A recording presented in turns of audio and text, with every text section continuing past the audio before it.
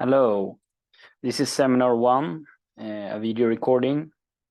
I will provide you with each question and then I will answer them. I will begin with the Mintzberg in 94 discussion question one. And this article kind of builds upon the 85 article, which is also made by Mintzberg. Give a brief overview of Mintzberg's perspective on strategic planning and the difference between intended and realized strategy. So I say that strategic planning focus on formal structures when they try to create a strategy. It is in contrast to strategic thinking. And Mintzberg emphasized to include both hard and soft facts or information when you create successful strategies. Strategies can sometimes be intended and sometimes be realized. I will now move on to the next question, which is this was just like a brief introduction, if you will. Define intended strategy and realized strategy. So intended strategy is basically a strategy which is put on you have a pen where you put on a paper with formal rules and mandatory activities that you kind of as a workforce in the own organization has to go through in order to reach a certain fixed end goal. And this intended strategy is often deliberate and it's kind of not flexible and adaptable, which Mintzberg argued that a strategy should be. And he also goes to argue that a real strategy can sometimes be an emergent strategy which happens in the course of uncertainty. For example, if you are at a firm in a certain market and you have always done things, you have always worked away certain business models, or let me illustrate with this. You have always done what you always have done in terms of business and in terms of business model, and it has worked. But now a new startup has disrupted your market, and this realized strategy that was that you wish to encounter or wish to reach with your intended strategy is not, it can't be intended strategy anymore. And the realized strategy is basically the strategy you used as a firm in practice or in real life. And the intended strategy is like strategy planning on a paper. Identify factors contributing to the variance between intended and realized strategy.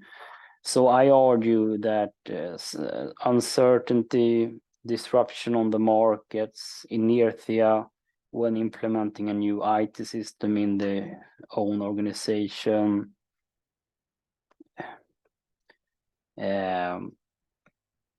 limited resources when applying a intended strategy, and some other factors might be lack of commitment from top management, the board or managers. And all of these factors can be mitigated by focusing on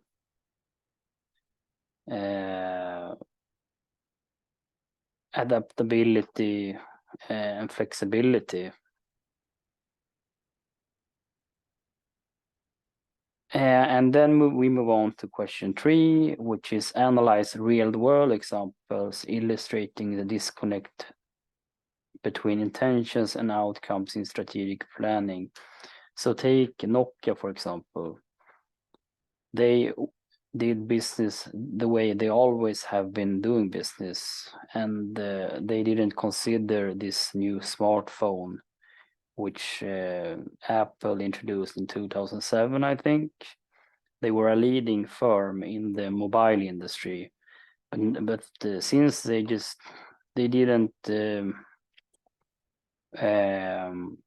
they didn't consider and try to work on this trend, which was the smartphone. They just thought it was a trend that was going to, that will like a season, like autumn, winter, spring, or summer. It's just a season. It will pass on like the weather, but it didn't. So now they are almost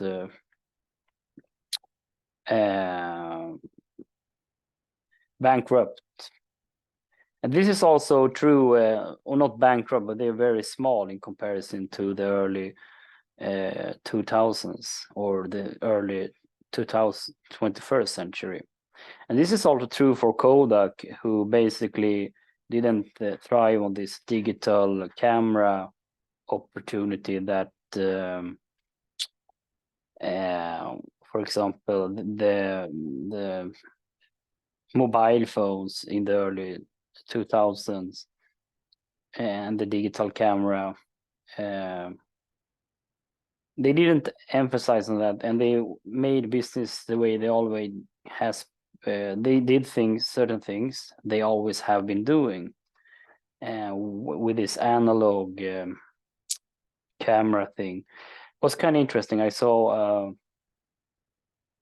film. It's called 1 Hour Photo, where they have to where you have to create these analog pictures through like a machine.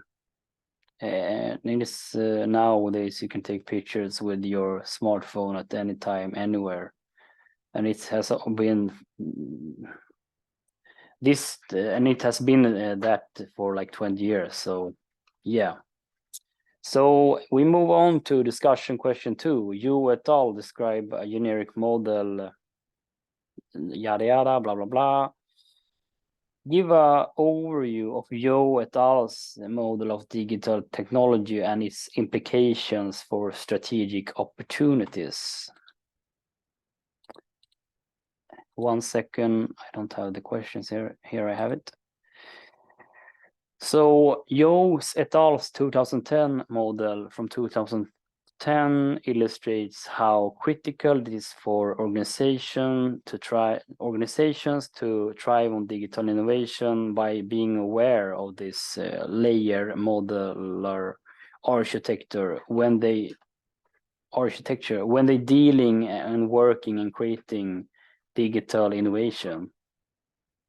The model makes it easier for firms to create digital platforms with where they can have product and services, and by using the layered modular architecture, organizations can thrive on this digital opportunity by being leader on their market if they create such platforms. I also think that the layer modular architecture focus on key components of a certain product or service in the digital sphere.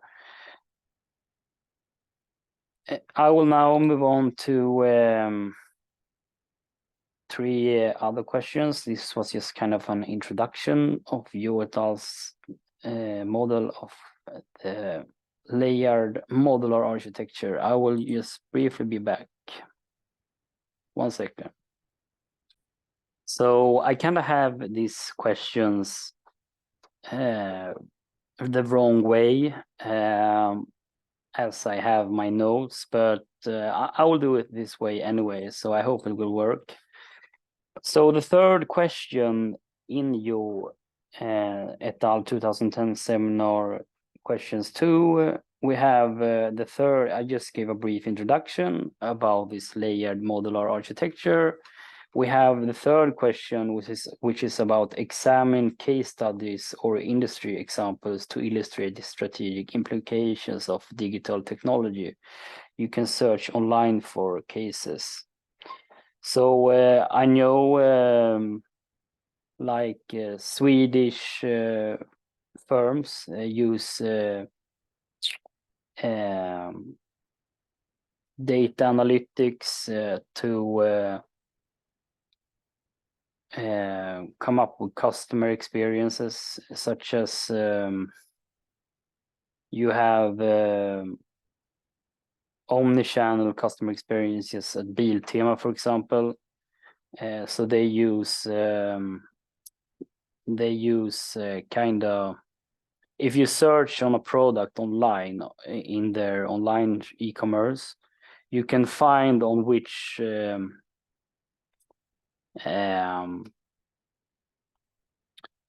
on where on a certain product, where it is in a certain store at a certain location. And for me, that's kind of customer experience in a sense.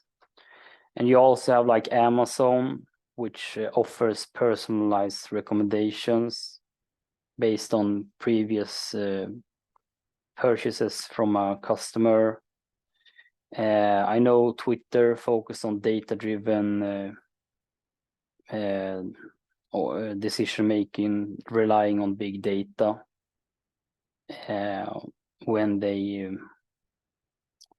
or X, if you will, when they dealing with the threads that is kind of how you highlighted, if you will. And yeah, so it's really interesting. And we also have Sarah, which focus on omni-channel customer experiences. I know also the Swedish Spelbutiken is a PC game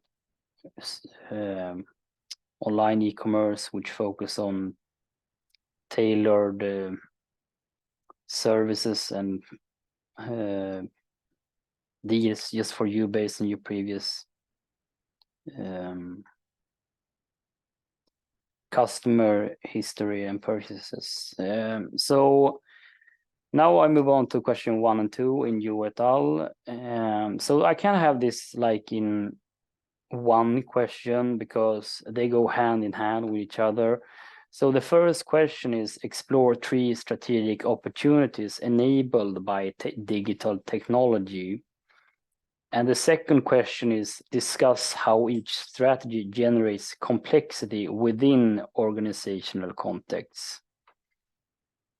And before I start with that question, I just want to say on this third question that the complexity in e-commerce has to deal with dealing with huge data loads. The volume is so high, and privacy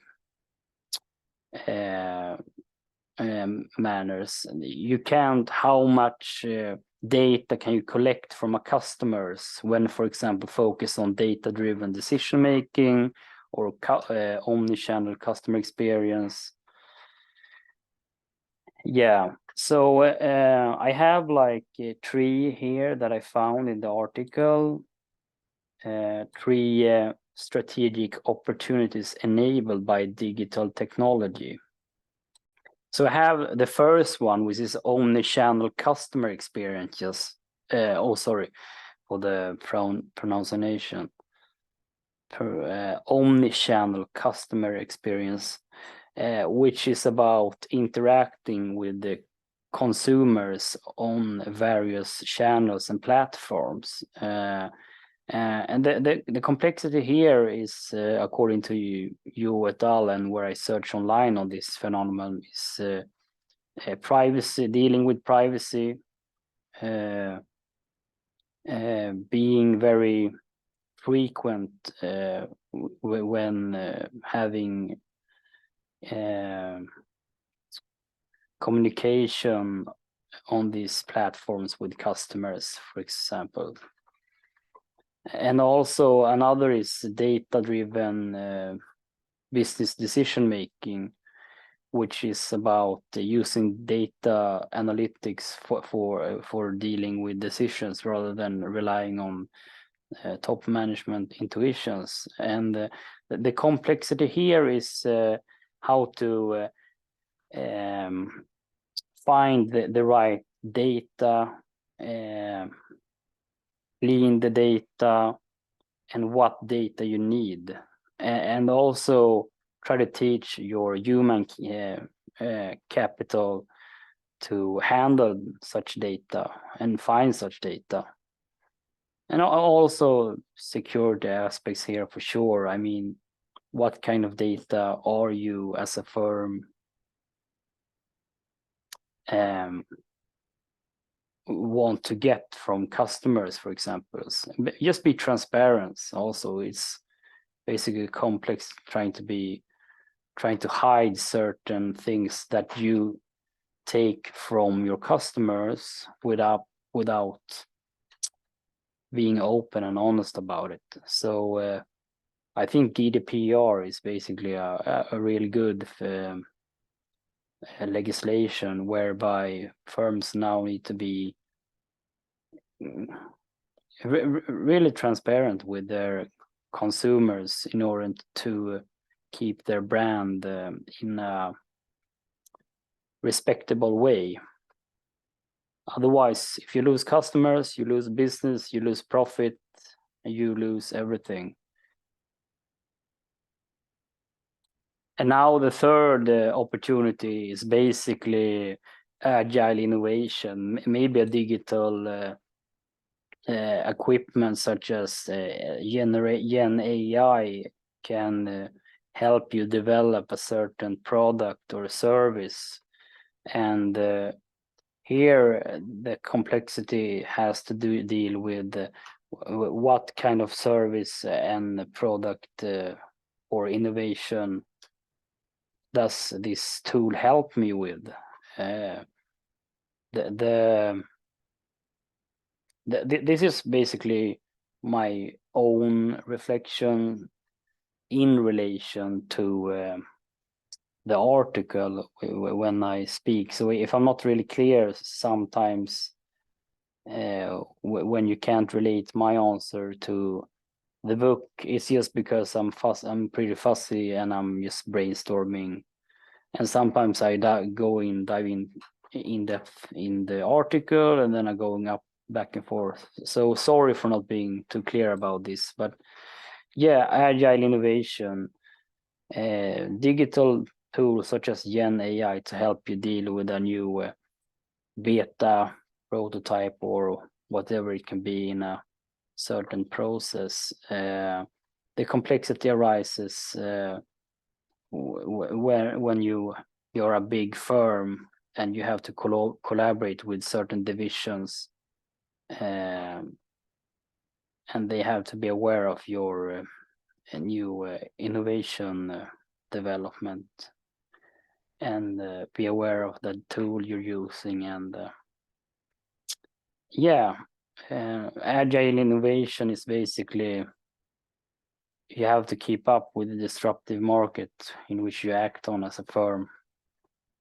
And you have to, the complexity also rises if you're the top management and the board, shareholders, and stuff like that are using a top-down approach, and you kind of can't be innovative. You have to have a loose, open climate where transparency, brainstorming, and hycty talk